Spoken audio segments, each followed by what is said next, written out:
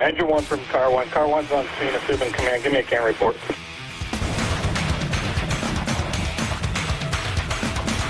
What's going on, everybody? This is Mike Goldstein. Stickers to the C.A.N report. Mazel tov, everybody. I'm with Justin Champion from the land of enchantment, New Mexico, in the house, Albuquerque. I'm very excited to have Justin on here. Justin is the owner of From the Ashes, LLC. He is a wealth of knowledge, and he is very passionate about mental health and the fire service. I'm excited to have him on today. Justin, thank you very much for being on the show. Yeah, I appreciate you for having me, brother. I'm looking forward to it. Absolutely. It sounds like we got some background noise. You have your window open or AC blasting? No, I got the AC on, but it's not blasting. I think we should be good now. I'll turn the AC down a bit. Okay. It's hot out here in New Mexico, man. I was just going to say, I know you're in your car in New Mexico, and I don't want you to die for me. So I don't want you baking in the car. That's so much better. Thank you, Justin. So Justin, we're gonna dive right into your bio real quick so that everyone knows who you are, what you got going on. So Justin Champion is a combat vet. He's a career firefighter, author, and mental health advocate who spent nearly 2 decades in uniform on the front lines of war, firegrounds, and personal battles. Known for his no-fluff approach to leadership, training, and life, Justin is a published author, contributed to magazines such as Fire Rescue One and Firefighter Nation, including his book, The No BS Fire Training Guide. He's the founder of From the Ashes 505, a movement built to challenge the culture in the fire service, fight the stigma around mental health, and build stronger, mission-driven firefighters. Whether you're speaking to rookies or officers, Justin brings raw honesty, grit, and a relentless call to lead from the front. My man, Justin, thank you so much. This is fantastic. So, dude, we were talking earlier. You came from the military. You're a military brat. Then you served yourself from, I think it was a 97 to 2006 in the Army. Yeah, yep, I did. Yeah, Wow. almost 10 full years. Came back to Iraq the second time. Found out my wife at the time, my ex-wife now, was pregnant with my 18-year-old. And they were sending us to go back in 6 months. And I was like, no, I think I'm good, man. And kind of went from there. You know what I mean? Yeah, man. Yeah. And then I'm reading the bio here.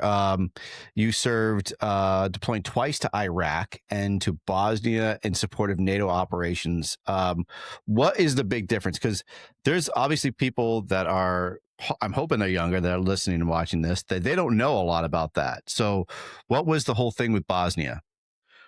Yeah. By the time I got to Bosnia in 2002, the difference between Bosnia and Iraq is Bosnia is more of a peacekeeping mission. For those that don't know the background of what happened in Bosnia, they had the Bosnian Serb War there, where the Serbians were in basically committing genocide against the citizens of Bosnia. So we went in there in the late 90s and kind of stabilized the region. By the time I got there, we were just in support of, peacekeeping mission. So it was more of, and I worked for a general out there on his communications team. So we kind of just, went around the country making sure everything was, how it should be. And then you get on the flip side of going to Iraq, you switch that switched in your mind from, okay, now we're not here to keep the peace. We're here to take the fight to the enemy. Right. So, I went to Iraq the first time, right when I got back from Bosnia. So I got back from Bosnia and my unit was ramping up. Because I went to Bosnia as an individual. They asked for a volunteer. I said, okay. Didn't even know what it was for. I went to a team that was made up of people from all different branches of the military, right, to work for this general. So I went there, met other Army guys. In my shop, I had Marines, Army, Navy, right? We were all together. And then I came back and we were on orders because that's when all the stuff happened to go to Iraq. And it was late 2022, and they were like, hey, man, we're getting ready to hit Iraq. You can have 6 months stabilization if you want it, right? You don't have to go. Being who I am, I was like, bullshit. You know what I mean? Like, let's roll. So then we rolled out to Kuwait, waited quite a few months in Kuwait for them to give us the green light. And then 2003, we marched across the border. Wow. And then you were done with military. And did you just dive right into the fire service right after? I did, yeah. I knew what I wanted to do. A couple of the places I was stationed, stuff had volunteer fire departments. I went down there and did some time. It's hard to stay with one volunteer fire department when you're moving around, but every place I went, I tried to be involved, right? And I knew it's what I wanted to do. So when I got out, I went to fire academy, EMT, all that, and just kind of jumped right into it. Yeah, you hit the ground running. And just now, did you have any family or anybody who was in it before that kind of gave you that drive or understanding what you wanted to do? No, not at all. I'm the first one in the family to do any kind of emergency response. But I had a buddy that was a firefighter, and he said, come right along with us when I got home, right? And yeah, from day one, like, Day one, yeah. I hung around the firehouse, helped them wash rigs, stuff like that. You know what I mean? Just trying to earn my keep, and um, yeah, that's when I was like, yeah, this is it. So we went So from there. you started as a volunteer, getting your way around. So then you went career. I did. I had a very small time as a volunteer when I got out, while I was going through like the academy and all that stuff. But then I got on full time, and yeah, then just kept going from there. And so you rise through the ranks and you made up to a deputy chief position, and then now you're the training coordinator for the New Mexico Fire Academy. Right. There's 6 of us that are training coordinators. We have 6 regions. Um, I'm the training coordinator and instructor for the Bernalillo County, Valencia County, Torrance County, and Socorro County. So we kind of break it up, but we all work together. You know what I mean? But yeah, that's what I do. And then part time, I'm a training captain out at Santa Fe County Fire. Oh, very nice. Helping Santa them. Fe is beautiful. That's fantastic, man. You are a busy guy. So you just found the passion for the fire service and you hit the ground running, and then you just, from reading your bio and see what you got going on, you're really like hardcore into it. And I read a lot, the keywords I keep seeing is no fluff and no BS. So what makes you so no BS driven? Is kind of bringing it over from the military, man. Like we train how we fight, and I really try to bring that to the fire service, and I learned that from some guys that are a little bit younger than me, but um are real good guys. Like shout out to he's a training chief down in Georgia at Fuller Fire Rescue, Chief Ian Schulte. Him and I, hit it off real well. We worked together I up in love Ian. Yeah, Ian's the man. I worked with him. I was a lieutenant under him when he was a captain in North Dakota. Just by chance, we ended up at the same department for a while, and great dude. And he brought that kind of go get it, and I was like, man, this is the dude, right? So I kind of like want to learn from him, and because we had the same mindset. So but getting back to your question, I brought that over from the military, and of course, it's come with some pushback. I'm not gonna lie to you. Anybody that's like that is going to, because I don't. I'm not a PowerPoint guru. Like, I want to get out there and put my hands on stuff. And when at the end of the day, we're a blue collar job, right? And we have blue collar tasks. I don't care what papers hanging on your wall or what papers in your little I Love Me book, right? That's not gonna put out a fire. Getting rid of all the BS and the fluff and the NFPA, you should or shouldn't do this, isn't gonna do anything. You got to get out there and put boots on the ground and get after it. Like, you just have to, if you want to be an effective firefighter, in my opinion. So that's kind of where it comes from for me, because that's how we approached everything in the military. Like, there was no BS. We're gonna get out there. We're gonna train in the heat, in the cold, in the wet. It didn't matter. So Yeah. It's 100 degrees outside. That doesn't mean we can't get in gear and go train. We can be smart about it, hydrate, do all that, but you're going to fight fire in the elements. Why not train in the elements? So that's kind of my background on that, and why I brought that, and why I feel like that's the only way to do things. Now, what does blue collar mean to you in the fire service? Blue collar means to me, like, you can't be afraid to get your hands dirty. It doesn't matter if you're wearing a white helmet, black helmet, green, blue, orange. It doesn't matter, right? Um, we do an inherently dangerous job, and it's dirty sometimes. Um, you got to be willing to get out there and put it all on the line. So, like every other blue collar job, you know what I mean? Doesn't matter what it is. You got to be willing to get your hands dirty. And I see that you have your I think you have your EFO, correct? My CTO, my chief training CTO. officer. Yep. So that's an impressive feat in itself. But I love the fact that you even said, like, you don't need a lot of alphabets behind your name. to show that you're driven in the fire service and that you don't need to sit on top of that and say, look, I have these little initials behind my name, so respect me. You do it through your actual training, and you do it through actions. Was having your CTO, was that something that you wanted to have as a goal, or was it something that was required for your job?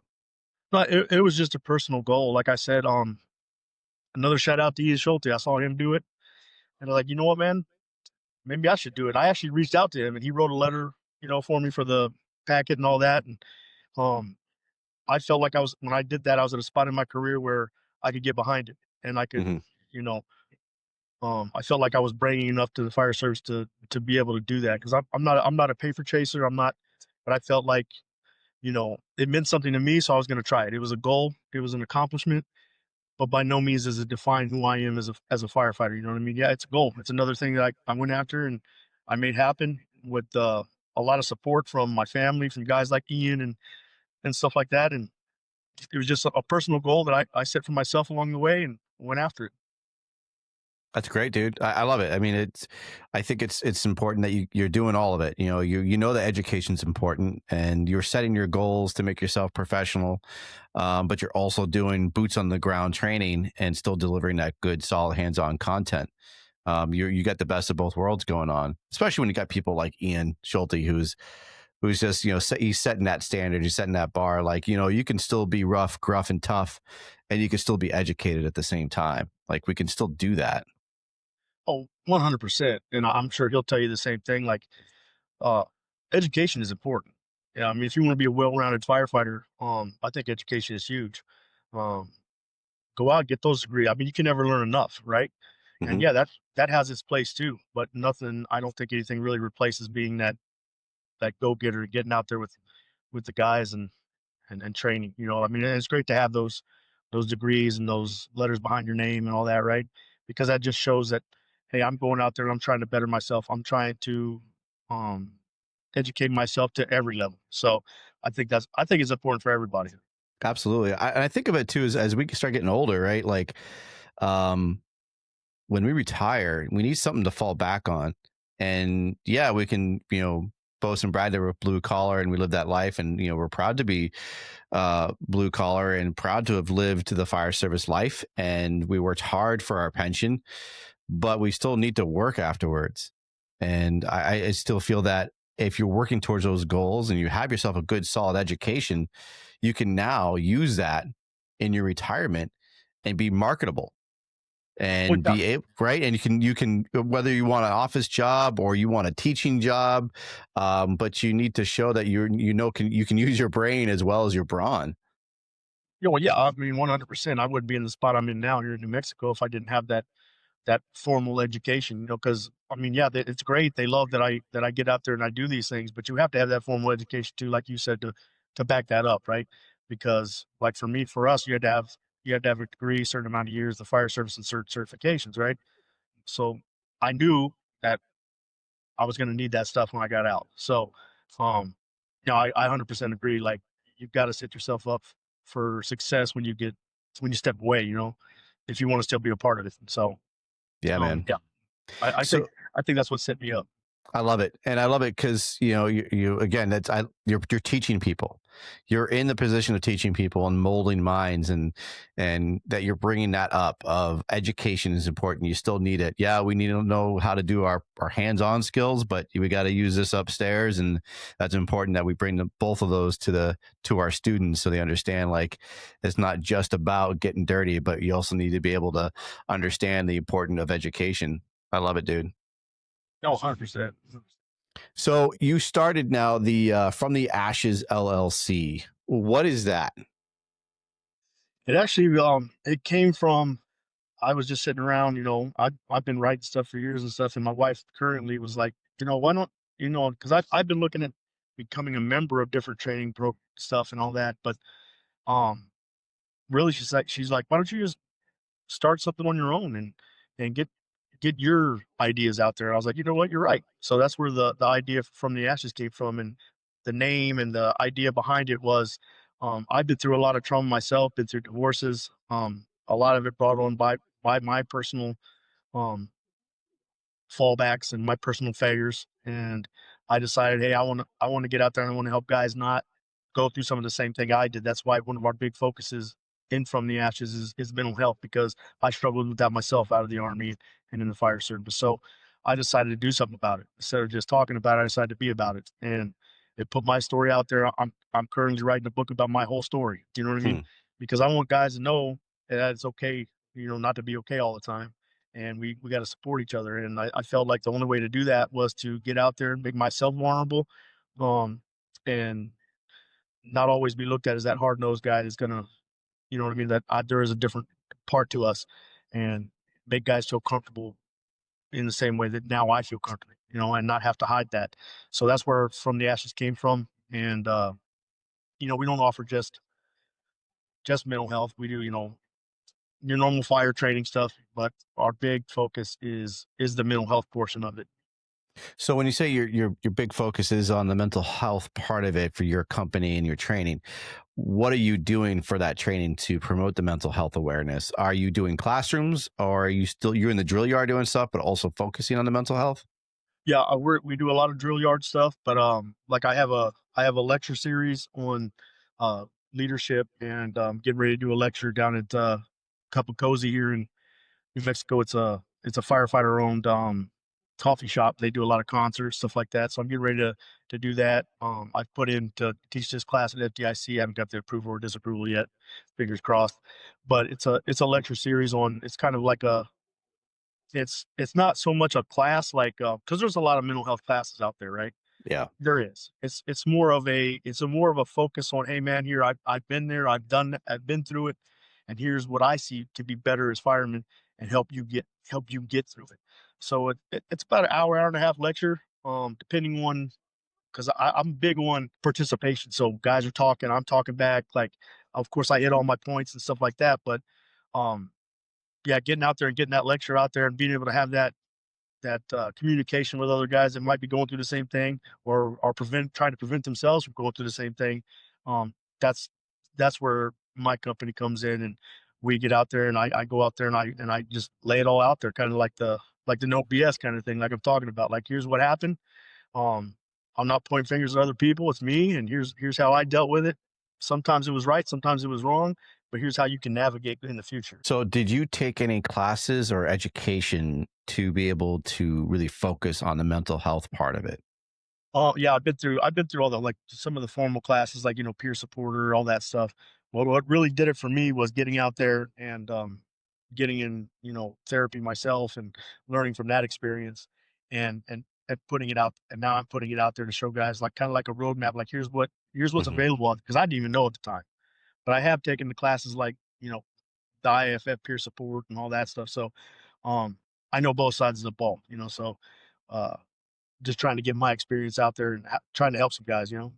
How did you know when it was time to seek help? I knew for a long time, but I ignored it, right? And when I knew I really needed the help is when I went through my divorce, and my ex-wife just said, "Hey, I've had enough. You're kind of a dick." And she was right, you know. Uh, and I lost contact with my kids for a couple years, and my daughter reached out to me, who's 18 now. She was 16 at the time, I believe, and she was like, "Look, Dad, here's what I need from you. If you want me in your life, if you want my sister, my brothers, all that, you want us in your life, here's what I need from you." And I realized, man, I'm jacked up. I need help, right? So that's when I really realized it, when I'm sitting there alone in a one bedroom apartment.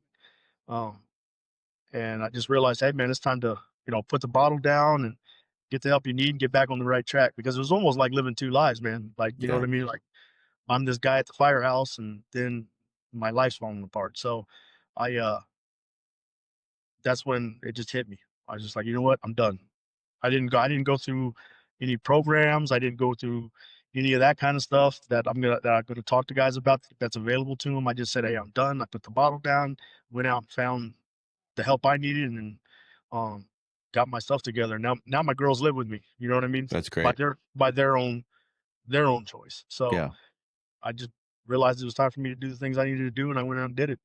So I don't know how deep you want to get, but so it sounds like you had a drinking problem. Oh yeah, You said you huge. put the bottle down. And what was it that drove you to that point? Was it childhood trauma? Was it the military? Obviously, maybe the combo of both. If you had those, what was it? Best answer is yes. Okay. Yes to all the above, bro. Um, yeah, like growing up wasn't easy. Had a dad that had been to war a couple times, and back then, nobody knew what PTS was or any of that stuff, right? So it was rough growing up. Had some abusive times when I was a kid, and then joined the army, and of course, the stuff that comes from going to Iraq and stuff, and it was just a mixture of everything. And I was always taught, hey, suck it up, right? Suck it up, suck it up, suck it up. You're a guy, you're a man. Suck it up, and that's what I did. And the best way I can describe it is you can only fit so much in the cup, and my cup overfilled, right? And it bled out on the people that I cared about the most, and that's on me. So yeah, so it's just I think it's a combination of all the things that I, one as a kid went through, and the the paths that I went down, um, as an adult, like with the military and the fire service, and nobody made me pick up the drinking, but as many guys I'm sure have gone through it, it's a way of feeling something, you know what I mean? Yeah. And that's where the bottle led me down a really bad path. Wow, that's an amazing. It's amazing that you were able to see that once your daughter actually was able to have a real talk with you, and that's a lot of courage coming from a kid, right? To tell their dad, especially a teenager, to tell their dad, "Hey, I don't like the way you're acting, and you're going to lose me if you don't, change your life." And for her to be so courageous to speak up and say that, that's you're doing something right with the way you're raising your kids, though, too. Yeah, I hope so. And um, now we're completely open. My kids talk to me about whatever they need to talk about, right? Good, bad, or indifferent. So I think a lot of good things came through the struggle. You know what I'm saying? Yeah. That is amazing, dude. So you sought therapy and you were so driven by that you just wanted to get that message out and to help others. And has it been successful with what you're doing? It's fairly young. It's fairly young, but yeah, I'm getting a lot of good positive feedback. I get people reaching out to me through all the different platforms that I've signed up for: Facebook, TikTok, Instagram. People that I don't even know. Hey, man, I'm going through this. You know what I mean? And that was really the goal. Starting this was never about money or about pushing myself. It was to help people, and just being able to help 4 or 5 people, almost daily is for me success. You know Yeah, what I mean? Success looks different for everybody, but for me, my goal is to help people, and that's happening. So, um, that's really what it's all about for me. I'm not trying to get rich. I'm not trying to, I'm trying to help brothers and sisters and anybody really that needs it. It started out as just a firefighter thing, but I've had people reach out to me that aren't even firemen that see me on whatever, and hey man, I'm not a fireman, but here's what I got going on. And yeah. No, I try to give them the best advice or knowledge that I could pass on, So that to me, that's success. absolutely, man. If you can help just one person, I say it all the time. If one person got something out of what I had to say or from my experience, that's a win. If one person can come to me and say, "Your story resonated with me. I knew I was struggling and I needed help and I had to go talk to somebody." That's important. And that's a win. And again, you get no money out of that. The payment is the success of somebody staying with us. And that means a lot. Yeah, 100%. Somebody willing to step out of their comfort zone, come to somebody they don't even know and say, "Hey, I got an issue. I think you can help." Come on, man. That's just like making a grab. You know what I mean? Like you Yeah, help somebody. You might have saved their life. You know what I'm saying? So, I mean, you can't put a price on that. absolutely. And I think that it's commendable though to be able to step out of your comfort zone and to be able to tell your story to so many people that are complete strangers and then do it in a book next. That's gonna be. Do you know when that book's coming out, or are you still working on it? I'm finishing it up, finishing touches kind of thing. So I'm looking like around the first of the year, probably Okay. January, February frame time of action, because I want it to be a good, like really good product, right? The book that I just put out was just training tips that I've learned over the years, and it was a quicker. Only took me about 6 months to put it all together. But this one about my story and um, the mental health portion, and it's going to be called Rising from the Ashes. Um, this is something I really want to make sure it's great. You know what I mean? Yeah, And I can get it in the hands of people that want to read it. You know what I mean? I love it. Now, speaking of books, you just referenced your book that you currently have out. Now, you said you built that book compiled from a lot of things that you've learned over time. What makes that book so beneficial to us in the field? I think for me, it's something that I always wish I had. Like not the it's the firefighter 1-2 book. It's a quick reference, small book that goes over everything that I wish I would have known or had a reference for when I was coming up. Things that I learned that are practical that we're going to do on the fire ground, right? Like that have practical application. And I just put it into words, man. It's not reinventing the wheel. It's nothing that you probably don't already know or anybody else does it, but it's something that people can read and really help keep their mindset right. You know what I mean? Help keep that passion and help keep that for them attitude that I wish I would have had. So I just decided to put it on paper and get it out there for guys that might want to have something to reference. Maybe they don't do a lot of training. Maybe they're new to the fire service and they're saying, Yeah. "Have what can I do in this situation?" And there's just little tidbits, right? Um, with different subjects that they can go in and look at. Yeah, I haven't had a chance to read it. I really didn't know about it until I actually started talking with you. And so here it is on the screen now. This is the No BS Fire Training Guide, Tips for Them by Justin Champion. It's available on Amazon. You can get on Kindle for $9.99, paperback $20. And your title right here. This is the book every firefighter should read before stepping onto the fire ground.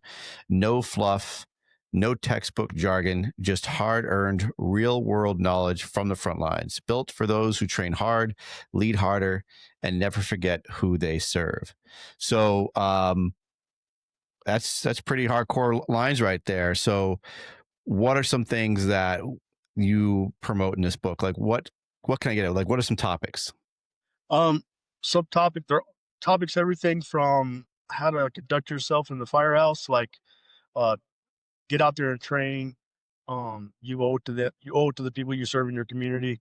All the way to uh how we approach forcing a door or how we approach when we get on scene. Are we moving with a purpose?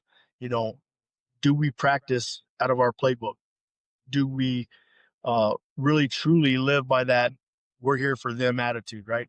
Is everything we're focusing on in training setting us up for success when we get on that fire ground? And that's really what the book revolves around. And it can you can get tidbits in there for everything from different hose loads and how to pull them, how to estimate your stretch, uh, how to make cuts on a roof, and really just fireman stuff. Just no no safety minded, like, oh, I'm not gonna go, you know what I mean?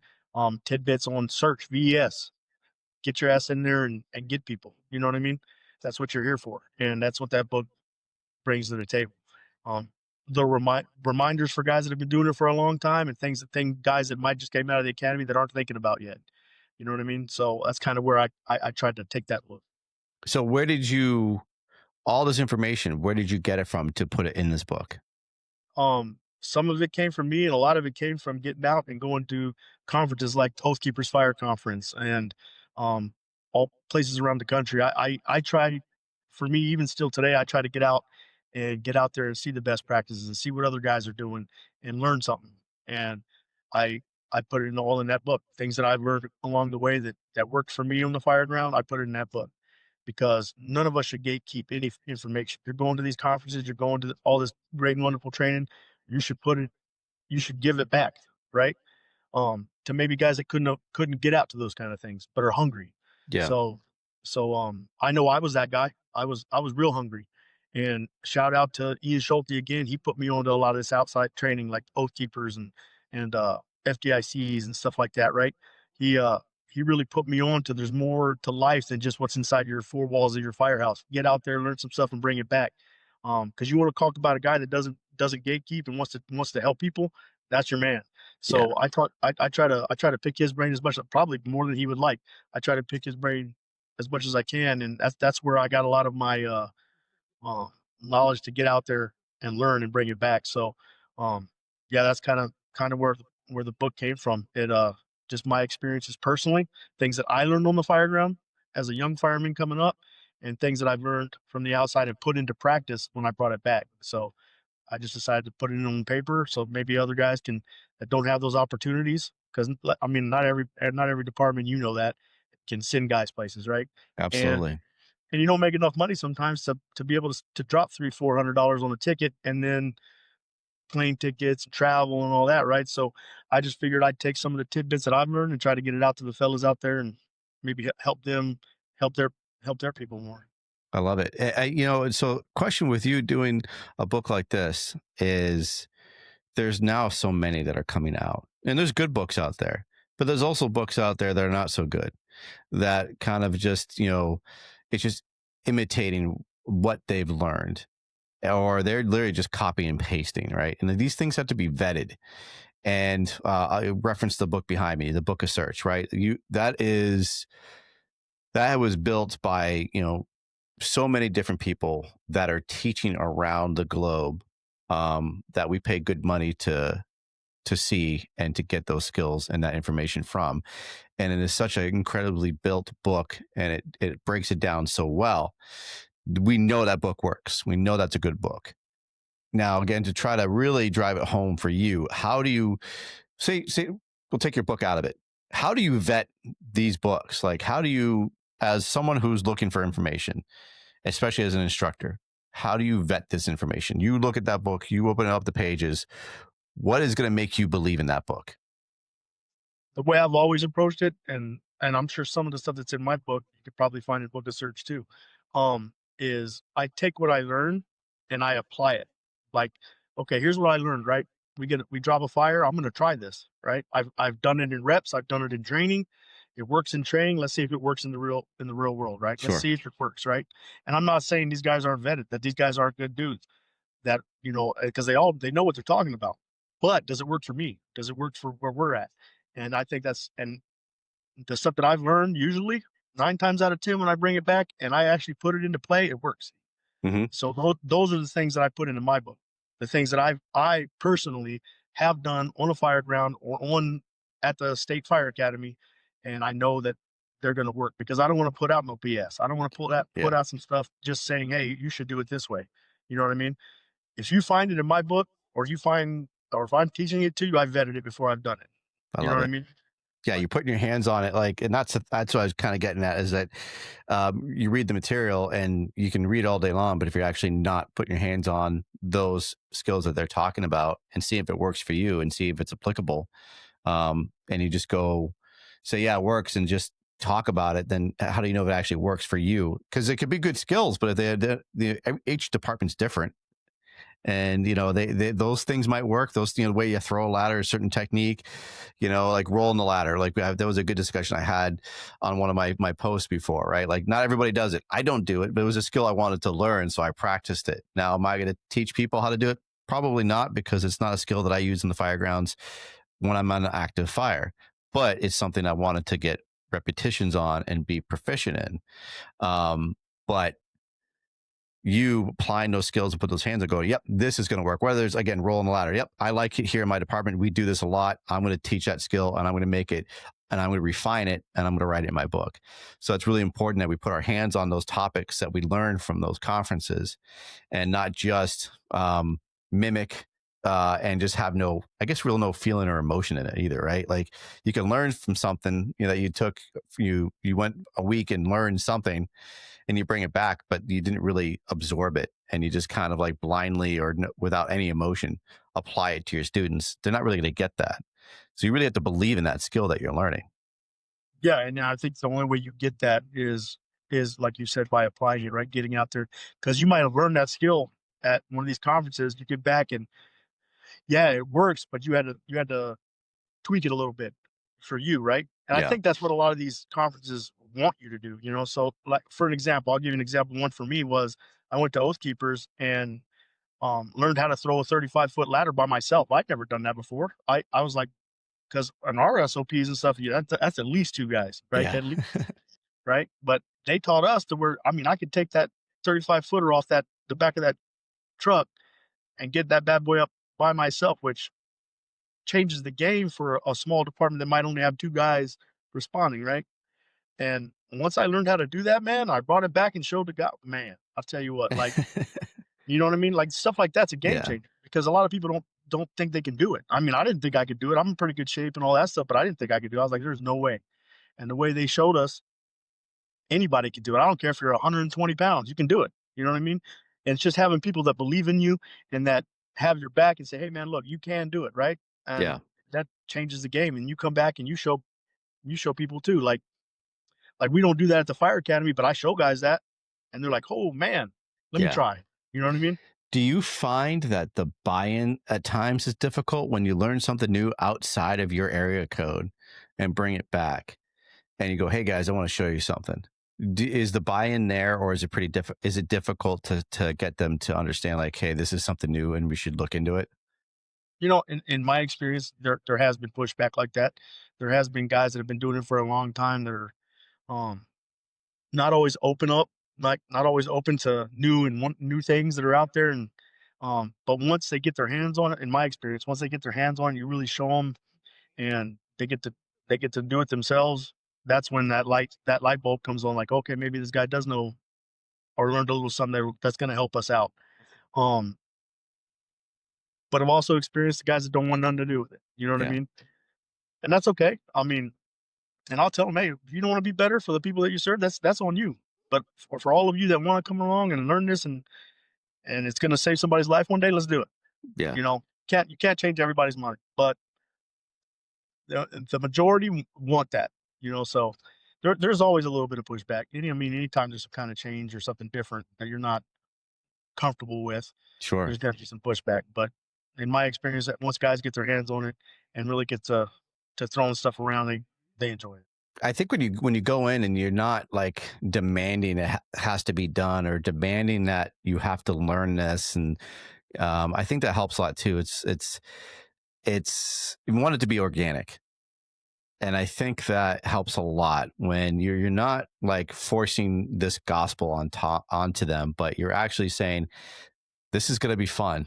And you, like you said, like there's gonna be guys who aren't going to want to learn it, but we're all curious animals. So you're in the bay, you know, you're learning that new way that you just got taught, and that guy over there is going to be sitting over there stewing because he doesn't believe in it, and you think it's all bullshit. And you've got like 5 people hanging out with you, trying all these different ways, and honestly, us trying to break that new way to see if it's going to be good or not. But it's fun. And then eventually they come sliding on over. They smell it. They Yeah. smell the fun, right? And they just go, all right. Well, then they'll start giving you like, first it's like bad stuff. No, that's not going to work. That's going to be bad. Here, let me show you this, or here, let me show you that. But you know what? They got involved, even though at first they didn't believe in it. But they now came sniffing over, and because they couldn't hold it in anymore. I got to tell you how it's not going to work. And then yet they're still participating. They're being a part of the group without having to force them and ridicule them and make them feel like shit because they didn't want to do it. Eventually they're going to come on over. You just got to give them time, because again, we're very curious animals, and eventually they're going to come over and want to see what we got going on. Yeah, it's funny you say that because I've had that happen where a guy was working overtime with us and he didn't necessarily, like you said, he at first 20 30 minutes he's over there, you know, nose up in the air, then slowly getting closer. Now he's up in it, right? Yeah. And then he did, he pick it apart, but then I come in on a day off and he's teaching his crew. You know what I mean? Yep. I'm like, I thought you didn't like this, man. I thought you were totally against it. You know what I mean? But yeah, it's funny how that works sometimes, you know. And you just got to, like you said, you got to let it be organic. You don't say, hey, get your ass over here. You know what I mean? Let it be Yeah, organic because, like you said, we are curious. If I see somebody doing something, I'm gonna want to be part of it too. You know what I mean? And put my 2 cents in, and I think that's there's something to be said for that because you can tell them, hey, get your ass over here, but what's that gonna do? You know, now exactly. that yeah, now that wall's up, right? let them get curious, because they will, like you said, they will every single time. Yeah, absolutely, man. Like when I get to do training, and if I'm teaching another department, and I'm very observant, so I can see certain people that are really on the fence of what I'm teaching them, and I give them all the respect in the world because they've been doing it for 20 years. You get those 20-year vets that are like staring at me. I can feel the eyes on me, and I know they're not picking up what I'm putting down. But eventually, as we're progressing, they go, oh yeah, this is making sense to me. All right, I'm getting it. And then again, they start giving their 2 cents, and boom, we're all in. Now we're all in. And usually at the end of the day, they're like, man, I really appreciate you taking the time. You're wicked respectful, not demanding, not belittling. And that comes a lot like as instructors. Again, I love being an instructor. I could tell that you do as well. And it's a very fine craft for us to be teachers, to be instructors, because it's not just learning the material and knowing it, but you got to be able to read people as well. Because if you got a student that doesn't want to do it because he maybe was forced to have to take this class and be there, first off, they don't know who you are, and they're not going to believe in you, and they're not going to buy into what you say, because right away they think you're full of shit because they don't know you and they don't know your skill level yet. So you got to first just go in, treat people with respect, show them what you're about, and let them know, like, hey man, this is just a way, something like you said before, I learned it, I applied it, and I want to show it to you all and see what you guys think of it, and maybe you guys can use that another tool for the toolbox. So it's a fine skill, I think, to honestly be an instructor and to be able to how to read people and treat them with respect. Yeah, and I wasn't always like that. When I came in to the fire service, I had a lot of military mentality still, and I was an Mm, instructor in the military too, and it was more like that. Like, get over here, you're gonna listen, you're gonna do it this way, boom, boom, boom, right? And that doesn't work with in this side of the ball, right? And it took me a while. It took me quite a while to learn that, you know. But once I did, yeah, you're right. Being an instructor is an amazing opportunity. You get to leave a legacy and mold the fire service for the future. So once I learned that and kind of changed my approach to things became more organic, you know. yeah. Um, not and just it's not my way, it's a way, like you said. I might have gone to Oath Keepers and learned it this way, or I brought it back, and like you said, these guys are picking and we mold it to us. You know what I mean? And I think that's really what it's all about. Yes, absolutely. And that's what I love about these conferences, is because as an instructor and a student, we're both at these conferences. And the biggest thing that I get some really good skills like Bearers of the Oath, Dadgum Fire Conference, County Fire Tactics, like amazing classes, amazing education. But the biggest thing that I notice is that the instructors are so respectful of the students. And that's what I bring back is that, okay, I love the way, like, perfect example, I'm going to throw out props to Kevin Pfluger, who runs the Dadgum Fire Conference. Amazing human. But every time I've noticed what he does at every training is before we get started, he introduces himself to every student in his class. He goes up and shakes their hands and introduces himself to everybody in that class. And that's my biggest takeaway. I learned a lot of skills from him, but I also learned how to treat people in these classes because these students are paying good money to listen to you, but they also want to be respected. And the fact that he is taking that time to be respectful and shake their hands and introduce himself to them. And then he usually does like a Q&A afterwards. Any questions, anything you learned? And that's not just him either. Like I've seen it from so many instructors who are just so humble and so down to earth. And I take that back with me as well and help me to be a better instructor. I get the skill set, but I also get the knowledge of how to be a better instructor without having to take a boring class, sitting down at a desk and reading the IFSTA manual of how to be an instructor. Yeah, no, I'm the same way. And I'll give kudos to a guy that probably doesn't even remember talking to me, but Kyle Romagus. Um, He's man. I love him. man, I tell you, and you want to talk about humble, like when I went to Oath Keepers and learned engine company ops from him, man, like, and he just stood there for forever talking to us like we were just in the same department, man. And like I'm looking at him like you're sitting here talking to me, you know what I Yeah. mean? Like, and and that's kind of where things started changing for me was being around guys like that, that just love being instructors and you can tell they respect you, and that makes me respect them even more. And that's kind of how I molded myself in the future. I got away from that "you will, you shall" to being more approachable and being more, in touch with the guys and respecting them the same way they respect me. And that is just guys like that, man, that you want to emulate. You know what I mean? You know, you're going to have a really good instructor. You know, you're going to have a really good teacher when they're wearing the same gear you're wearing, because you know they're going to get dirty. You know they're going to be putting in work with us. So when I go to a class and I already see that instructor geared up, ready to rock, it's going to be a good class. If he's wearing, pants and loafers, well, he's not going to do anything. He's just going to point his finger at me and say, "Hey, you're going to do this and you're going to do that." And honestly, for me, man, I hate that very much. I don't like it when people are not in gear and they're just pointing their fingers saying, go throw that ladder and go do this and go do that. You didn't teach me anything. You just pointed your finger and told me to go do something, not how to do it. You just told me to go do it. So it's a huge buy-in for all of us when we have instructors that are dialed in. And like you said, meeting someone like Kyle Romagus, Kevin Pfluger, Raymond Dorville, Tom Hollick, all these amazing people, Nate Sturm, like these guys are, to me, amazing people. But they get down to our level and they say, like, we're just same as you. We just got some knowledge and we're paying it forward.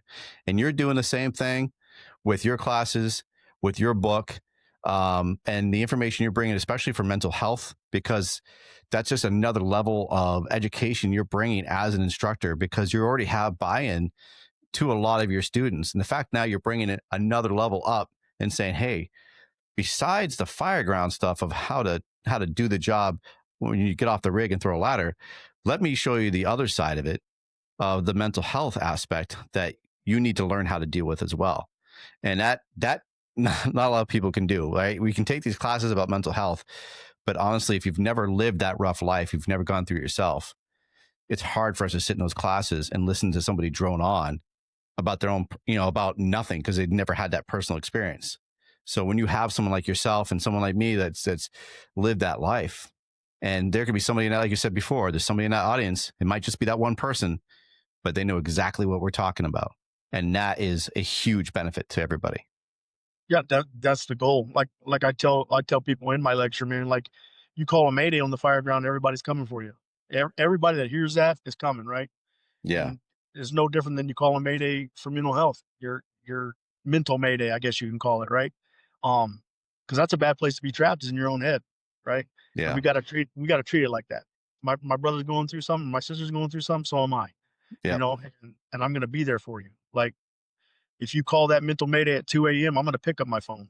Or if I'm on vacation with my family, or if I'm out somewhere eating dinner and you call me and I say I need you now, my wife and them are just gonna have to understand. Like, we're firefighters 24 hours a day, 365. And if my brother calls me, I'm going. Yep. You know what I mean? And that's kind of where I want things to go. Where I that's what I'm trying to do is and from chief level down, make it okay. Because let's be honest. You got a lot of departments have peer support groups and all that stuff, but does a guy really feel comfortable going in and talking to another guy that's from his No. department? That they don't want that out there, right? So take them under your wing. Hey, let's go talk. You know what I mean? And I think that's just as important as learning a skill on the fire ground, or learning how to respond to a Mayday on the fire ground, is learning how to help your brother when he really needs it. 100%. Because the moment that he or she calls you, that's a big step, because that took a lot for them to get to that level. Huge. Right? To be able to call you and say, hey, I need help with something. And you don't want to miss that phone call.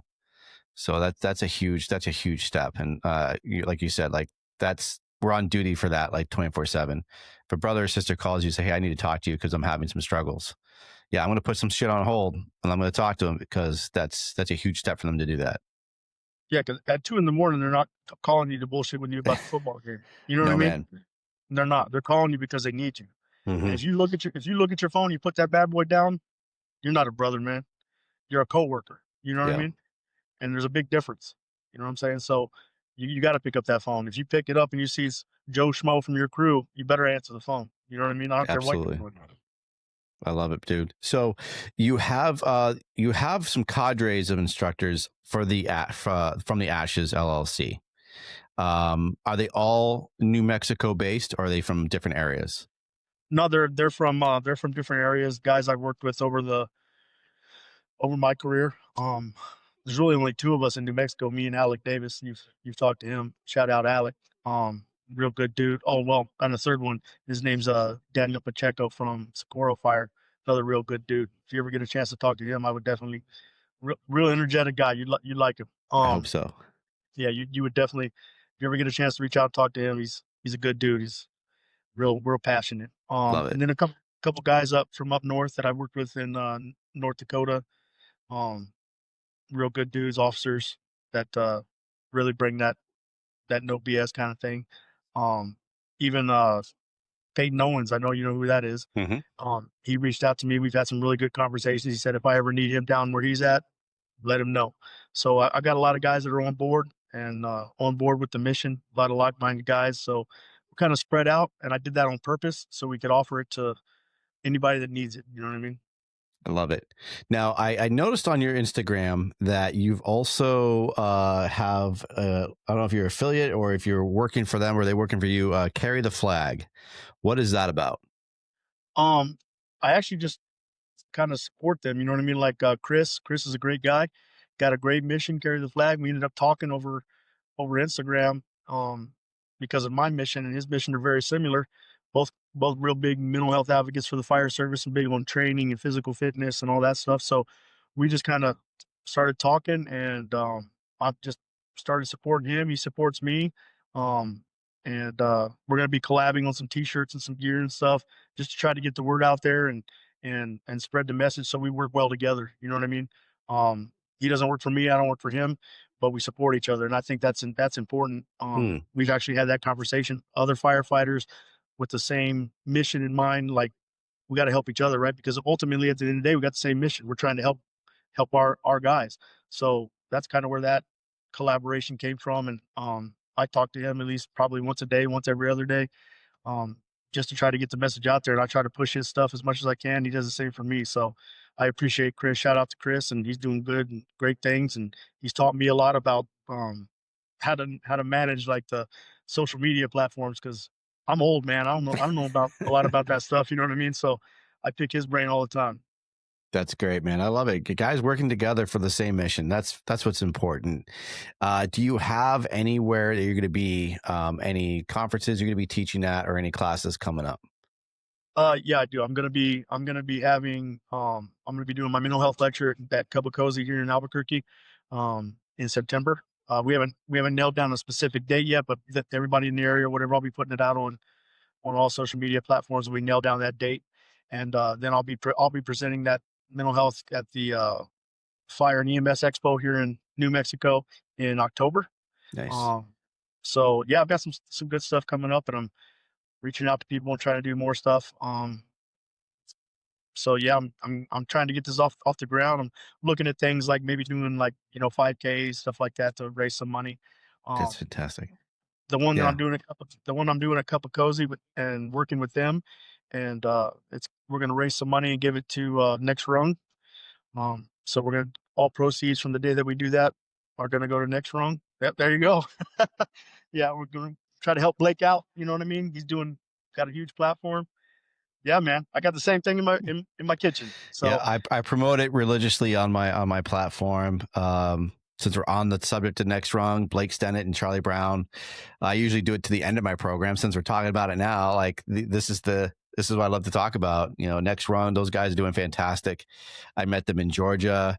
What fantastic people! What a fantastic family, helping others to do what you were just talking about, and promoting mental health and helping people to get the help that they need, loving God, loving Jesus, and just amazing, beautiful people. And they just care about others, and they just want to make sure that people get the help that they need.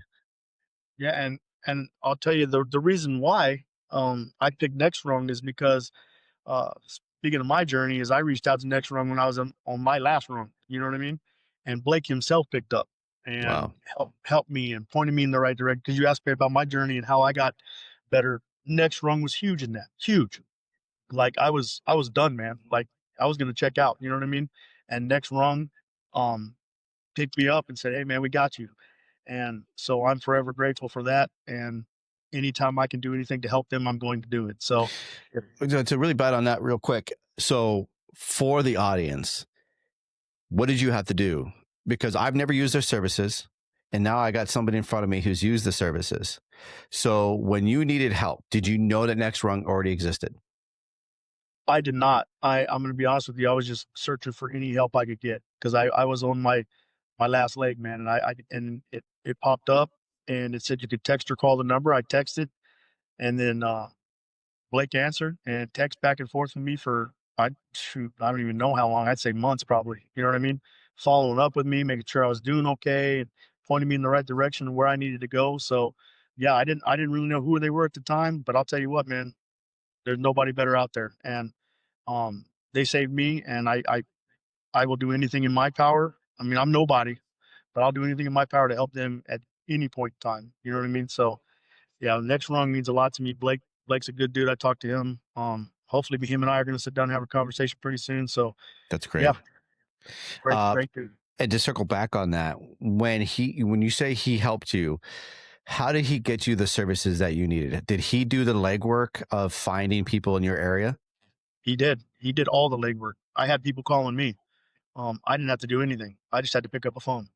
Um, Blake Blake put in his own time, work, effort, and really gave a shit. You know what I mean? Like, and it wasn't just a one time thing. Here, I got you some help.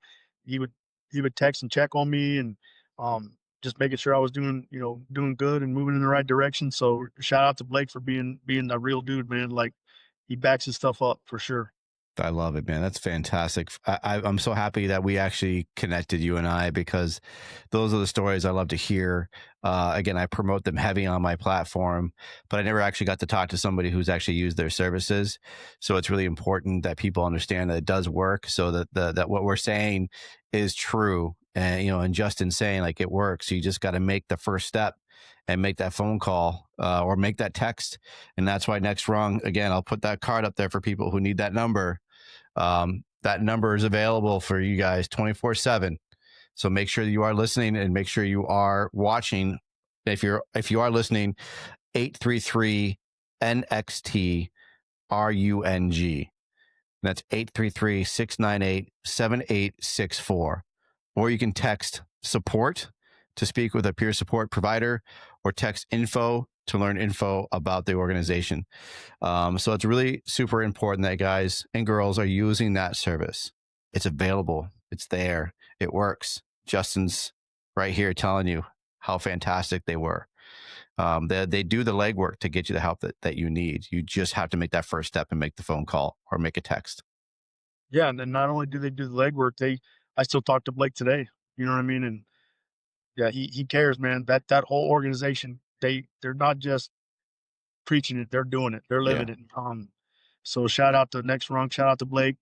Those guys are it. If you're having trouble, I would say call them like right now. You know what I mean? I love it, dude. And also the fact that you do have the cup of cozy coming up, and you're doing your mental health. Since you are right down the street from where my sister lives, if you need services or if you'd like to have them promote the mental health side of what you're doing, and you can utilize them as well. My sister, Stacy Goldstein, runs GD Psych Services. They have Okay. multiple offices. They have Santa Fe. They have multiple in Rio Rancho. There's a slew of them. She's got like 10 offices to help us. So she caters to pretty much everyone, but they specialize in first responders and military. And Awesome. GD Psych Services out of Rio Rancho, they're just like Next Rung. If you need help, they will help you right away. You can call them. They don't care about the insurance part. They just want to get you help. My sister is former military in the Army as well. She's a retired captain. And so that's why she started her services many years ago. I think it's been now maybe 10 years, maybe 5 or 10 years she's been doing this. And she really cares about the health of military and first responders. So I would encourage you to reach out to her to help promote what you're doing. And maybe they can come over to Cup of Cozy and you guys could talk and get something started, so we have more services available for all of us. Well, I definitely will. I didn't even know they were there. I'm definitely going to reach out and tell her about what I'm doing, and maybe she can show up and we can get her information out there too, because I know guys can use it. So Absolutely. the more people I can collab with and get that out there for guys to get help, I'm all in, bro. Absolutely, my friend. Yeah. Again, for people listening, if you are listening in the New Mexico area, GD Psych Services. Unfortunately, I don't have the number right in front of me, but GD Psych Services, Instagram, Facebook. You can literally Google them. They're all over the place. They've been around for a long time now, and they're doing great work for a lot of people. And they're based in New Mexico. That's where they started. We actually just opened up an office in New Hampshire because of what I've been dealing with and my former history. I told the same thing to my sister. I need someone to talk to. And I was in the same boat. I didn't know where to go. I didn't know what to do. And at that time, I didn't really know about Next Rung. So I was in a really tough place. And I informed my sister, like, hey, there's not a lot of people that we can talk to in New Hampshire. And if we need to talk to somebody, it's usually you have to book out about a month. Right. And usually that's when we don't want to wait. If we're making the call, we don't want to wait. So we opened up an office in New Hampshire. I think opening day actually is going to be August 22nd for our grand opening in New Hampshire, right in Nashua. So if anybody in the New Hampshire area is needing help, GD Psych Services is available in Nashua, New Hampshire, right on Main Street. Again, for first responders, for military, for families who are needing help. Because again, it's not just us either that are struggling. Our families are struggling, because if we're in a tough place, our family's going to be in a very tough place. And the fact that you, again, Justin, you had your daughter say, dude, dad, like, if you don't get your shit together, I'm out. And that's really important for families to have those tough talks. Like, that's tough for family to do. Like, hey, you're not yourself anymore. You're really distant, and we need you to be here. We want you here. But if you're not going to be here, then we need to go somewhere else. And that's an important thing to do. And I applaud you. Again, I applaud your daughter very much. That's a brave thing for her to do, man. So my kudos to you raising your kids right. Thanks, man. I appreciate it. Yeah, she's a tough kid. She's getting ready to join the Air Force herself. So that's amazing. She's a tough kid. And you have a son. I think I saw a picture of a young gentleman dressed up in gear. Yeah, he's my 11-year-old. He's my youngest son. I actually have I have two other sons, and then I have with my wife now. She had two sons when we got together, but he's the youngest of the bunch. He's 11 years old. He's all about fire. He already knows he wants to be a fireman, so he comes out to visit me, and he goes to work with me, and wants to be a part of everything. Love it. Fantastic. Justin Champion from the Ashes LLC. Brother, I really, really appreciate you. This was a fantastic talk. I'm glad we got together for the mission of helping others. That's what it's all about. You know, this is not about, right? This is not about being famous or getting famous or money. This literally is just two dudes talking about mental health service and what we can do better for the fire service and for training as well, and making sure we have the material to make ourselves better on the fire ground, but also at home. So thank you so much, Justin, from the Ashes LLC. He has his book out. You can find it on Amazon. The book is The No BS Fire Training Guide. Tips for them, Justin Champion. So make sure you are checking that out. Justin, thank you so much. Everybody else, you all be safe. You take care. Mazel tov.